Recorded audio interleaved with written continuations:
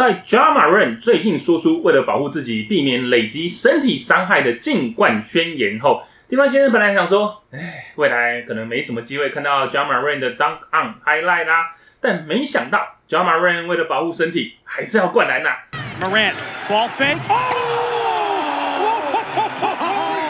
而没意外，这一组赢了 Woods， 又可以累积不少曝光次数啦。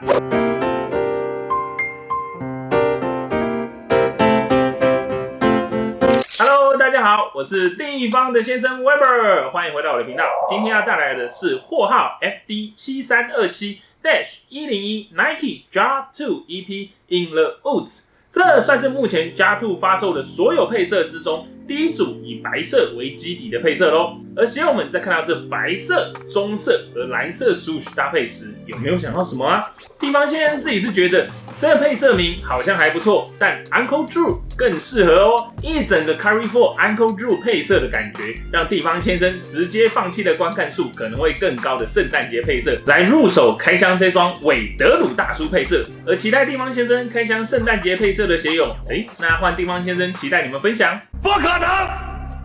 绝对不可能。而说到 Ja 2这双鞋，是的，不少鞋友在一开始看到照片时，第一个想法就是Kobe 5代是你。当然你知我知大家知，虽然一堆在骂都是抄 Kobe 的声音，但不得不说，主要消费族群还是喜欢这样子的外观啊。除了 Kobe 4、5、6代在 NBA 场上的曝光度很高，能起到潜移默化的功能，例如这3双鞋到目前为止曝光时间也还是排名相对靠前的。2024、2025 NBA 赛季使用最多时间的球鞋，这3双鞋分别霸占了1、4、5名的名次，而第2名则是一样 like Kobe 的 Sabrina 2。所以当前4名都是长这个样子的球鞋时，就让消费者更能接受平价的类 Kobe 鞋款咯。Sabrina 2应该不用地方先生说它有多好卖了吧？只能说难怪 Nike 会更愿意推出跟 Kobe 很像的球鞋咯。回到球鞋本身，有关 Ja 2的设计部分，这一次设计师是谁啊？上次的设计师 Benjamin 也没在 IG 上 po 出跟 Nike Ja 2有关的文章。不知道是不是因为之前实在太多双球鞋他都有参与，例如 Ja 1、Sabrina 1、Sabrina 2、Book 1、KD16， 看来是为了避免带给大家Nike 没设计师了吗的感觉。目前看来是由带领的设计团队完成，而 Ja 2的设计重点也还是以 Jump 系列的分类为主，在有限的预算和配置下，试着比 Ja 1提供更多的舒适度和回弹表现。另外还是要来说说这一组配色名的由来啦。In the Woods 这一组 Ja Morant 说跟自身记忆连结最多的配色，主要是从他童年在阿嬷家跟家庭成员 hang out 回忆而来。他提到浅棕色的部分代表是阿嬷家附近的泥土地，而蓝色勾勾还有绿色内里的部分呢，则是代表阿嬷家的阳台和房子的颜色。而有这配色的原因，则是 Ja Morant 也有说到，他希望自己的鞋款配色能融入大量有关自身家庭的故事。Nike 听到后想说，这也太符合我们的想法了吧，因为这可以带出每位球员不同的性格，也可以让消费者更了解球员。地方先生，谢谢你哦。这样配色的设计思路，相信还能在后面其他配色上看到。而接下来就是从鞋盒开始，这一次2代的鞋盒换成了浅紫和深灰的组合，跟1代的 UNC 蓝不同。正面是一枚鹅黄色的个人 logo， 再加上周边上下颠倒的亮面 logo 压纹。下方鞋盒除了有一样满版的亮面 logo 压纹，另外鞋盒本身是由浅紫渐变到深灰的处理，而一长面处有着跟自身球衣背号和身为职业球员想表达每天从开始就热爱并尊重这份工作的 12AM。 来到前段鞋身 In the Woods 主要是由合成皮和 Mesh 网布组成鞋面的，在 Mud Guard 的部分可以看到是一整圈一路延伸到鞋带系统带着麂皮纹路的合成皮，而在 Toe Box 区则是换成了网布。基本上因为定价问题，指头上方也没有像 LeBron 22代一样有着另外一层内填充保护，只有简单的内里衬。接着是鞋带系统，这里就更精简啦，直接在合成皮料上冲孔，配合着冲压的环形膜来代替通常会有的胶片压烫。鞋带用上较宽的平支平条鞋带，避免在绑紧鞋带时产生过重的单点压力。鞋舌的部分就是薄，下段鞋舌由外层 mesh 布和内层较柔滑的里布完成，中间完全没有内填充。这也是鞋带要用宽一点的平条鞋带咯。而在鞋舌中间有车上一条平支提带，前端有着 Ja Morant 个人签名 JMT 的白色绣花，向上移动，上层鞋舌由外层合成皮和同样的里布包合，但重点是，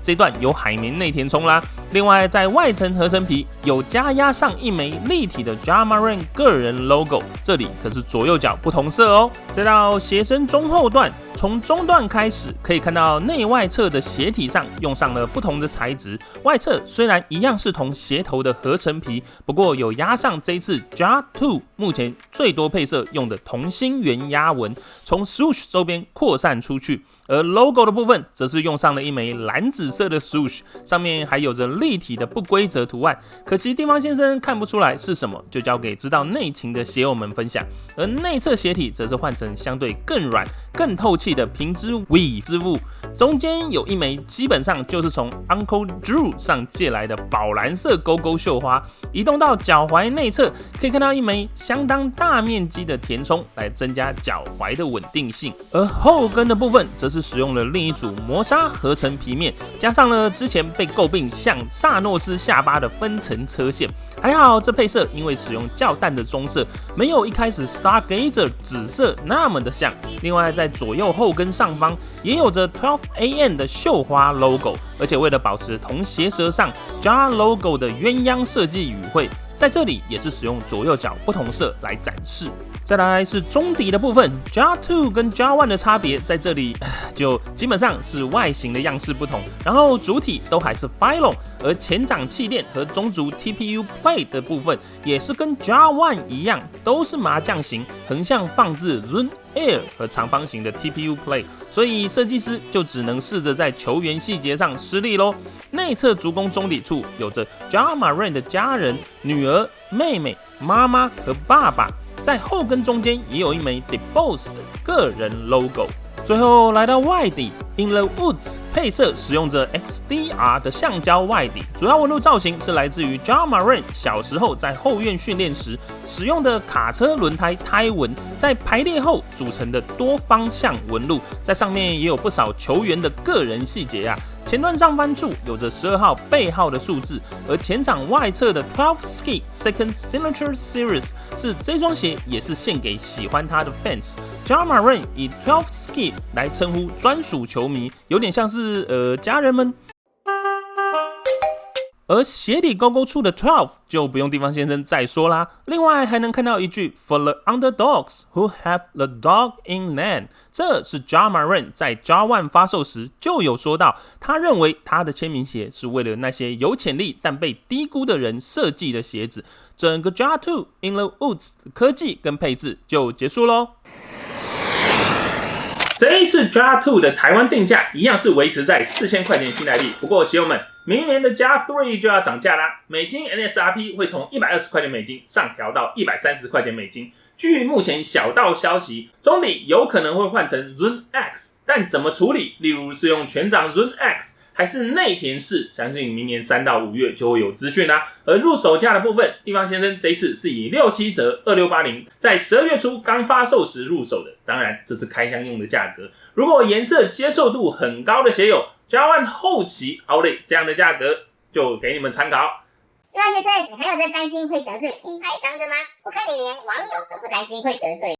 别这么说，别这么说。尺寸的部分，这次是入手 US 10.5， 而在自己实着 Stance 559实战厚袜的状况下 ，Ja 2的 US 10.5 就跟 Ja 1的 US 11差不多啊。看来是因为 Ja 2前掌鞋身内没有像 J1 一样有另一层内填充，所以在前掌脚趾空间更适合，鞋体包裹度更好了。看来这次按 Nike 的原 size 买就可以咯。另外，虽然台湾是上 EP 版，前掌比较宽，而鞋舌偏薄的设定对于高脚背的鞋友算是相对友好，只是半内靴架构还有原始鞋型就走偏窄的状况下，高脚背和宽脚的鞋友还是建议去试穿吧。这双不会难找到能试穿的门市啦。脚感的部分，地方先生一上脚真的是感觉不出来二代跟一代有什么差别啊，基本上都是上脚后会感觉略有前掌 Zoom Air 的脚感。不过这一次的 J2 在多打几次后，前掌的 Zoom Air 回馈感会更大，这部分倒是地方先生想提出来分享的。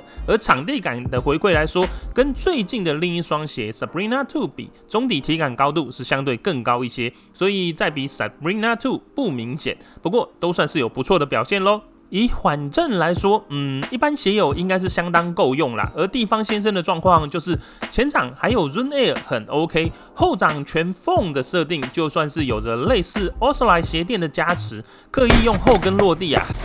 还是有点硬，略显吃力咯。包裹支撑的部分，前掌贴合不会过紧，有一个小缺点就是外侧鞋面拿来固定内靴的车线，在横移动作比较大时会有点异物感，可能穿薄袜会更明显。而在下段鞋舌很软的状况下，也能在调整完鞋带后良好包覆着脚背。不过地方先生在脚踝处有感到一些的空洞感，或许把鞋底内侧、脚踝外侧填充固定区换到鞋领里面会更好。如果也有遇到这问题的鞋友，可以再把最后一个鞋带孔穿2次鞋带来改善咯。防侧翻的部分，在用上了 Kobe 5代 Outrigger 还有中底高度有控制的状况下，地方先生是没再担心啦。在以自己转身偶尔变个向的打法下，没有鞋体和鞋面撑不住的感觉，而且跟外底相比，相对较软的前掌外侧 phylon 区也有综合掉防侧翻回撑脚体时部分的反作用力。抓地力的部分，以轮胎纹组成的多方向纹路加上 XDR 外底，表现中上，属于不挑场地也不吃脚力的设定。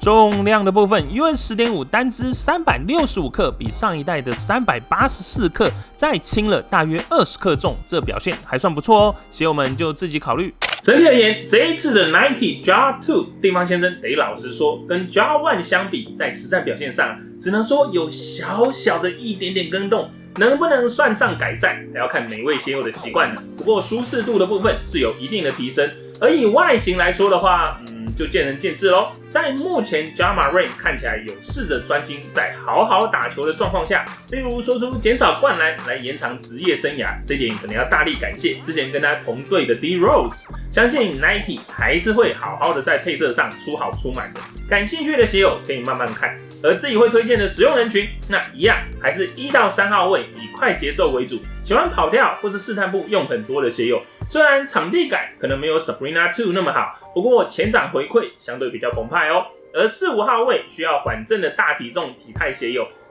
前掌算 OK 啦，不过后掌初期回馈就有点不够的状况下，等后期中底衰减后，没意外是会更硬的，到时就只能拿来走路用了。有兴趣的鞋友 J2 这一次原 size 很 OK。今天对于 Nike J2 In the Woods 的分享就结束咯。对于这双鞋有任何问题或看法的，也可以留言交流，这样也能增加影片的观看数。我们下周见，拜拜。